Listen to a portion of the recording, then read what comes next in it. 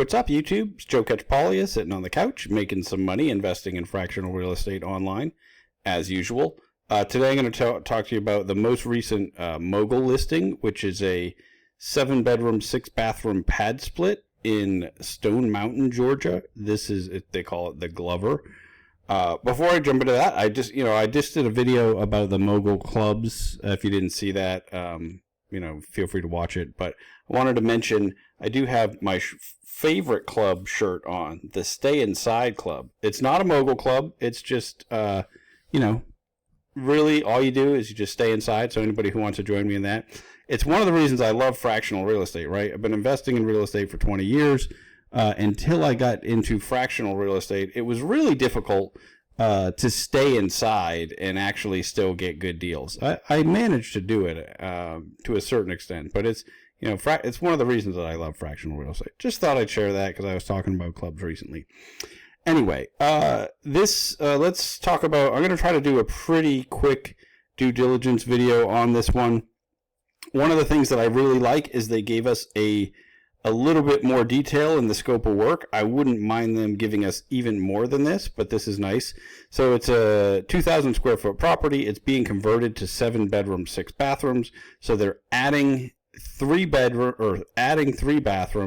They're doing all new flooring, paint, quartz countertops, all new fixtures, I don't know if they're all new fixtures, but changing fixtures, HVAC, electrical, plumbing, and more.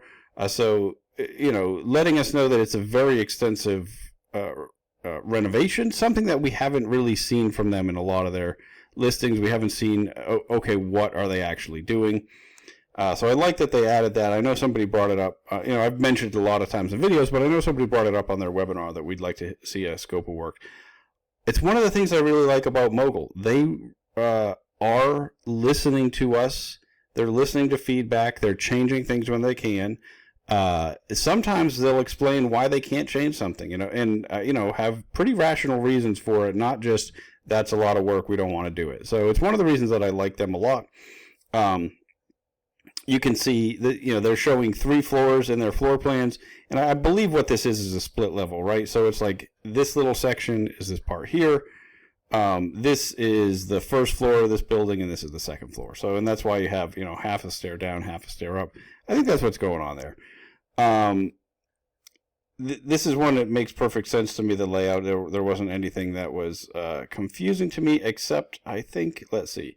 You have bedroom with ensuite, bedroom with ensuite, bedroom with ensuite, bedroom. Oh yeah. Okay, no, it's all right.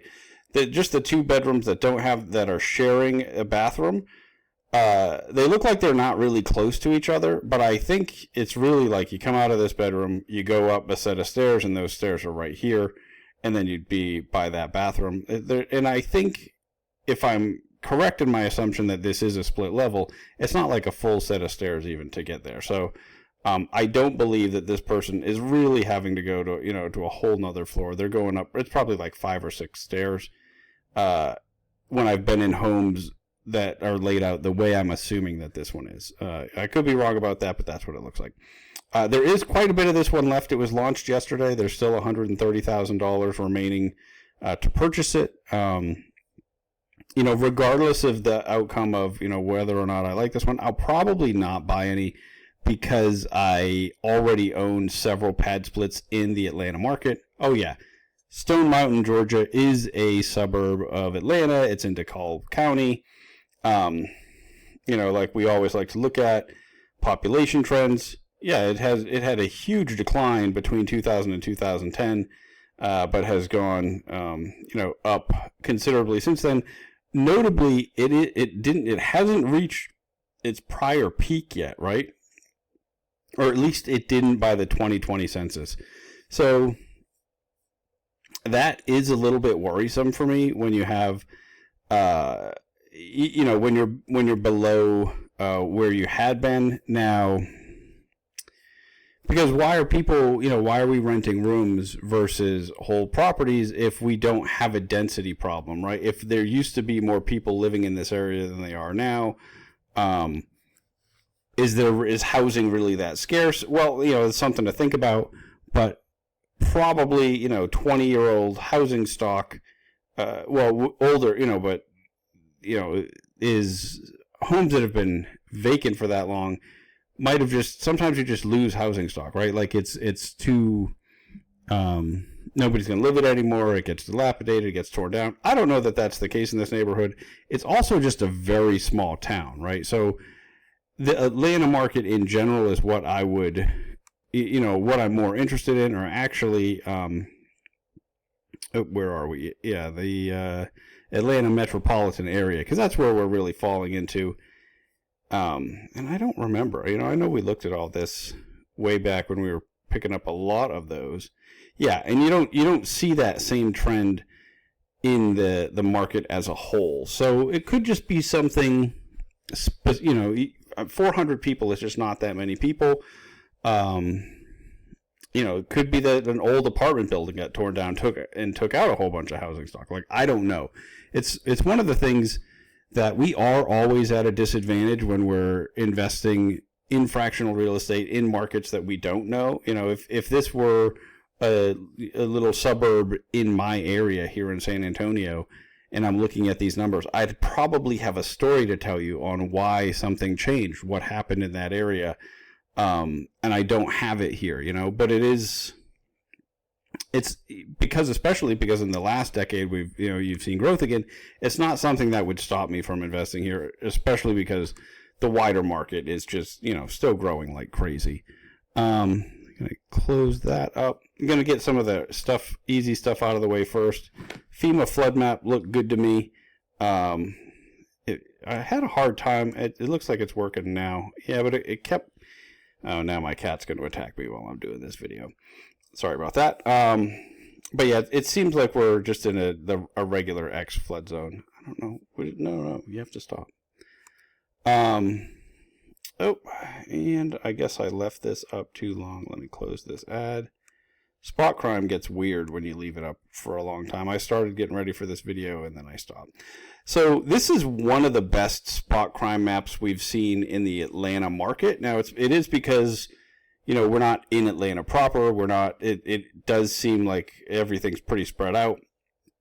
But you can see, let's see, how far back did we have to go? This is like a full month back. Almost a whole month of data, and you can see it is actually pretty spread out that they went. So this is one of the better crime maps that we've seen for any of the pad splits in general, but especially in this market. Yeah, you see my cat. It's just stop. Okay, so let's see. We got through that. Like the crime map. I think the one of the things I wanted to talk about. Okay. Parking is always a concern, right? Yeah, I'm just gonna jump around because I wanted to try to get through this quickly. You've got just a couple of parking spaces, but we have plenty of land here. One of the things in one of the recent ones, they mentioned that they were adding a parking pad. I didn't see any mention of that here. They did talk a lot about how, people are just really using public transportation in this area, and we are very close to public transit. I think that's a reasonable plan because it is just like right up here where the bus stop is. But we also have plenty of front yard and side yard if we needed to add some parking. So I think, the physical characteristics in that regard make this a good pick. Yeah, there we go. You can see, this is the bus stop right here. This is the home. We're very close. And so I think in this market, in the Atlanta market in general, we've seen a lot of the pad splits operate with less parking than I would expect. But San Antonio, which is where I do most of my real estate deals, it doesn't look anything like Atlanta, right? Like people just don't. There's far less people using public transit, as far as I can tell, here than in that market. So. And, we do have bus lines and whatnot, but, I think we are more car dependent than they are. So sometimes, especially early on, I was just really judging it harshly when there wasn't a lot of parking. It doesn't seem to have impacted any of the ones that I really questioned it about. So it's good to see that at this point. I'm going to come up with lots of other things that I'm wrong about as time goes on. There's actually a good one here. So, one of the things that we always look at is valuation. and their comps versus. So this property was just purchased. Let's go here. I don't know why my cat is really like just trying to get me right now, and I don't really understand why. But we're gonna push on because I have a meeting coming up and I want to finish this before that. So this was just sold for $195,000 to the people who are flipping it to us, right? And so Zillow thinks it's only worth. They actually think it's worth $194,500. They think it's actually worth less. They don't know that it's renovated. Let's see, what do we have here? This is. I gotta move the cattail. Realtor, also gives us estimate of $213,000, and Redfin. Let's see, where's Redfin's? $228,000, right? So all of them have a much lower number than what we have this under contract for. We're currently planning to purchase this for $344,000. This is something that this has come up a lot when we're buying these. And they're being flipped. It's been really hard to justify the values in a lot of cases. Oftentimes we've seen, and this is a map of all the comps that they've provided, right? So oftentimes we've seen this. So let's see. I think this is the subject property, and you can see they kind of are going a little bit far away. This isn't horrible cherry picking because it is not a very dense area. And this whole loop is a 5.3 miles, so it's further than I'd normally like to go. But something I noticed when I was looking at their comps today, and these properties didn't necessarily look too similar either. What are the square footage of that one? Yeah, 1.6. Okay. But one thing that I noticed is they picked all properties that had a recent sale and then a higher sale. So all of these properties had been flipped, that they're using as comps. So this sold for $115,000 and then sold again for $330,000, and they're giving us this $330,000 as the comp. This other one, their second comp, it sold for $182,000 and then sold again for $345,000, very shortly after. And again, their third comp, it sold for, this was kind of interesting. It sold for $170,000 and then sold for $235,000. How far apart was that? Really close, right? Just a couple of months, and then sold again for $355,000. So basically, all the comps that they're picking, yes, they're more spread out, but they're clearly just picking comps that were flipped, so they're fully renovated properties. Is what I would expect, especially when you see that big delta in the pricing. And so, I already saw people in the Discord talking about, look at our, they bought it for $195,000, we're buying it for $344,000. We're giving up so much profit from doing this. Well, one, I think seeing these three other flipped properties sell for so much, one gives you the idea that, okay, there's a big delta being paid for fully renovated properties relative to, properties that just need to be renovated in this market. Because that's not always true. Some markets, it varies how much how much of a difference you're going to get for those properties.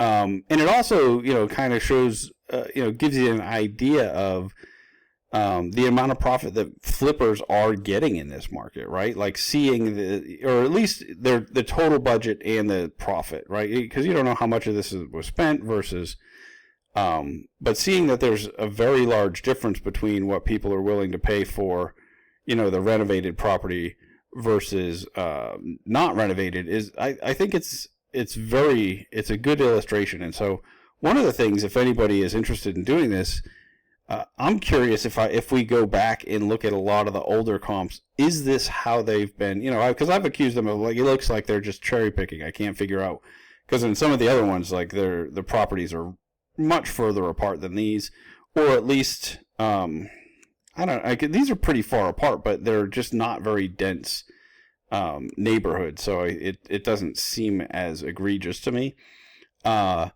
But I'm curious if they've done the same thing every time, and this is just the first time that I noticed it. I think it's perfectly possible that they were picking flipped properties in the past, and I just completely missed that. it is one of the things in investing in fractional real estate I've had to adjust to only having these third-party websites versus in my market I've got our MLS system.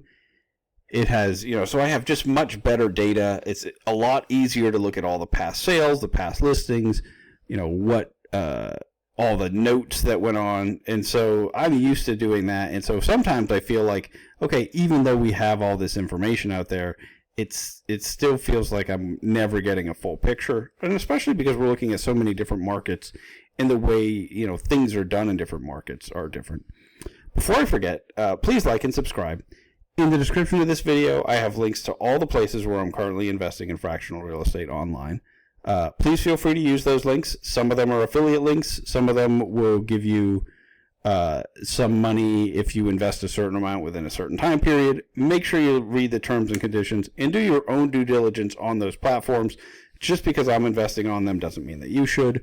Also, the same thing applies to just any of the properties that I'm talking about. Just because I will or won't invest in a property doesn't mean that's the right answer for you. I'm sharing what I'm doing, my results, the way I'm thinking about this. But I can certainly be wrong. I have been wrong on some of these. I always appreciate it when people jump in the Discord and tell me, hey, you missed this or you're wrong about this, and I'm happy to put out correction videos. And oh, by the way, in the description to this video, there is a link to that Discord that I just mentioned. It's free to join. There is no, it's not a sales funnel. I'm not going to try to contact you and tell you anything. If someone who looks like me tries to do that after you sign up, it is an imposter. We've had a few of those. Please report them immediately. We'll kick them from the server if they're actually in the server. And if not, you can just report them to Discord. But yeah, never trying to sell you anything. Really just trying to build a community around investing in fractional real estate so that we can all make more money by doing good deals, sharing information, all that sort of thing. Okay, so basically, I think even though it looks like all the third-party websites think it's worth so much less, I think these are reasonable comps to pick because they all appear to be flipped properties. And we can go in and read the descriptions. Yeah, new, complete renovation, everything renovated. I think that I saw that. I thought that this one did it. This one doesn't make it as clear that it was a renovation, but just based on the delta between the two prices, it seems to be the case. Yeah, and maybe too, sometimes you just want to talk about how nice the home is and not mention that, well, it was trashed 6 months ago, right? So, but anyway, so it makes me feel a lot better about paying the $344, even though the Zestimate and Realtor's estimate and Redfin's estimate all think it's worth less. At least now I have a better understanding of where these comps, why they might have picked these comps, even though they're clearly not the closest by recent sales. Would I do if I were going to invest in this one? I'd probably spend a little bit more time, using the homes.com. How you can actually pick comps and all that's my favorite of all the platforms because it works the most like how my MLS search works is where you can actually click on the sold listings, you can circle a little area, you can just like I've done in some of the other videos where I've used that. It might be worth spending some time doing that, but again, it doesn't always you're not always getting all the best data, and so to a certain extent, maybe we should be relying a little bit more on the fact that they are, that they are getting appraisals and using appraisal contingencies and whatnot. Because obviously, I'm just so curious if I've missed the fact that they were doing all these flipped ones with the paired sales in the past. Because if that's what they're doing, it starts to make a lot more sense why they might be picking properties that are just not in the same immediate neighborhood. Anyway, that's all I've got to say about that. And then the only other thing, I don't even think I mentioned it, but so, their average yield is 8%. They're saying their year one prediction is 8%, or I said average yield 12%. That's what I meant. I think I said 8. And then the year one yield, it says 8% here. I feel like in the email it said 8.1, but it says 8% here. Do they have it, or is it 8.01? Yeah, 8.01. That's what it is. But, I always like to look at Padsplit and, use this calculator. And this is one of the things, somebody called me out for on a recent video. I had actually put the beds and baths, or the bedrooms with en-suites versus ones without in. I had flipped them. And so I paid extra attention to this because I did come up with a number that seems low. So they're saying about 58,000, I think, in top line revenue. Let's take another look. 58,200. And what goes into their top line revenue is usually this effective gross income minus these total platform fees, right? And so if you look at those two, that looks like, okay, 61,600 minus 9,000, so about 52,500 basically, because 9,100, so around 52,500. Well, they're projecting significantly higher than that, right? 58,200. I think that's part of the there's a couple of things going on. And I think, so one, you can hear the way they describe this. They think, okay, this is, better situated than a lot of the, they're kind of describing in a way to like make you believe that it's going to perform better than the average Padsplit in the area. It's going to be one of the more attractive co-living offerings, they're saying, right? I think that's reasonable, but even more so, why this one more than a lot of the others, I'm somewhat comfortable with them picking a number that's different from the Padsplit prediction, is that they just are operating so many in the Atlanta market already, right? And the vast majority of my Padsplits that are in that market are doing very well, right? They're doing close to or sometimes over the projected amount. They're not all, I do have some that are not quite as well, but I'm trying to think. Okay, the Rhodes is not there. The Mafee is, this is one. It's done very well. This is in where is this? Yeah, Decatur, Georgia. One of the suburbs again. The Victor. This is in Atlanta. How's this one been doing? Yeah, this one's done really well for me. The Andres, Decatur. So again, a suburb. This is one that's struggling. Is it? No. Annual yield 10. No. Doing really well again.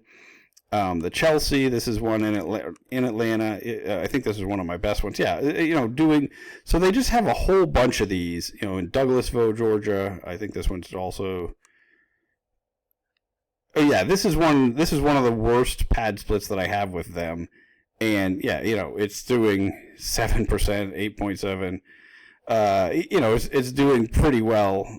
This one in Little Burn, Georgia, I think is also one of the. Oh, no, this is another one that's struggling. Okay, this is definitely my worst one with them. Maybe that's not true because I think the Pinkman is maybe even worse. So this is in Atlanta. 8. Oh, the last couple months, but I think before that, it started off really strong, but that's because they weren't paying their taxes and insurance yet, or their debt. So, yeah, I don't know. I mean, I guess I do have 3 examples that they didn't do that well. But I mean, not terrible, just not as. I mean, the Pinkman, I guess, is the worst one. The Venn and the Ratliff, not as well.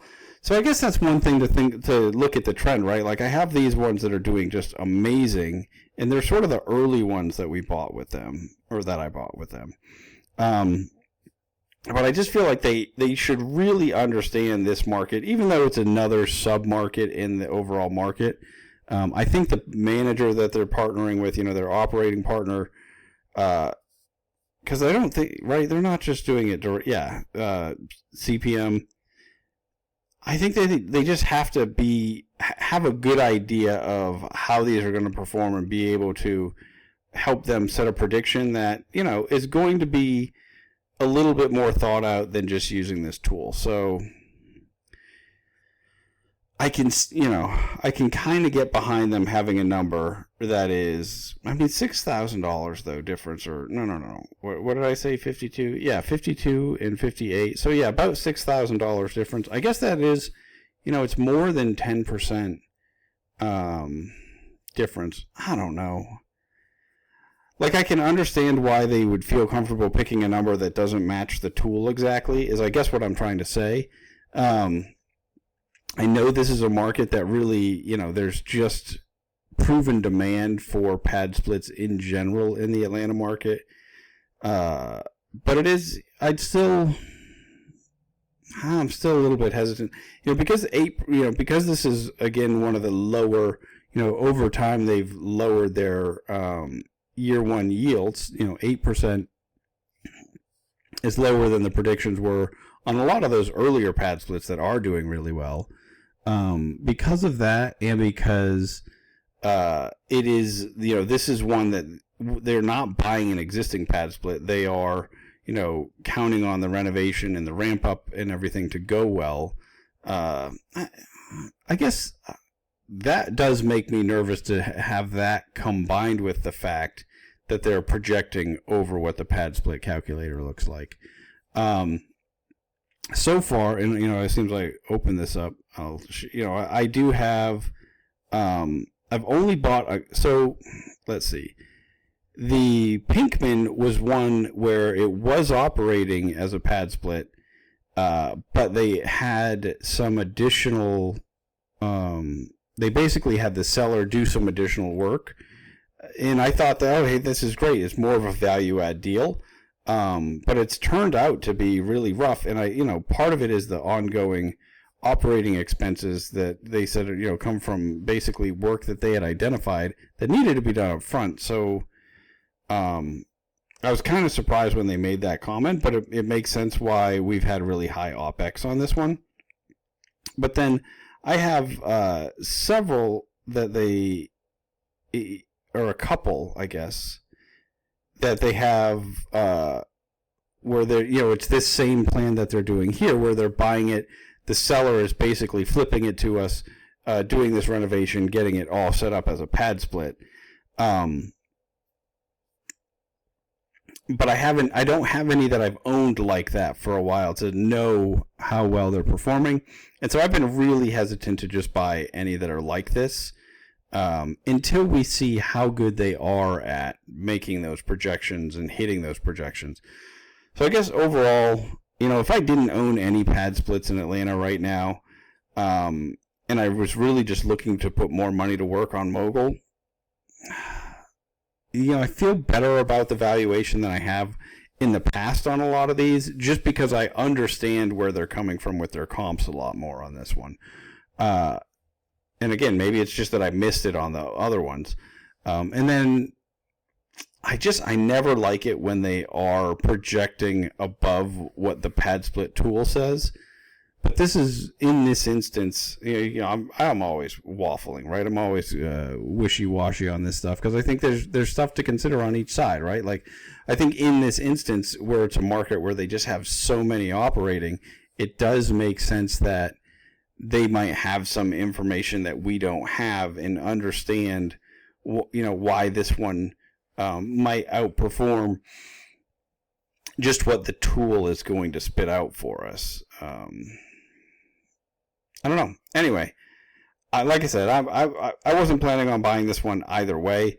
I could, I don't. There's nothing that jumps out at me as like, oh, this is a very clearly no. But it's just that I want to see how some of these other ones that they have done this same thing, how they work out.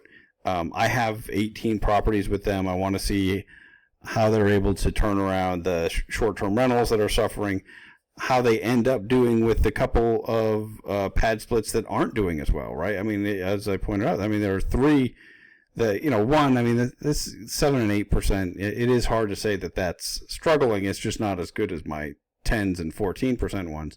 But the 4% one and the one that's had, in the Pinkman, which was 0 for the last couple of months, seeing how those, if they're able to turn those around, if they continue to struggle, like, I'm trying to get some more data before I am too aggressively adding capital to this platform.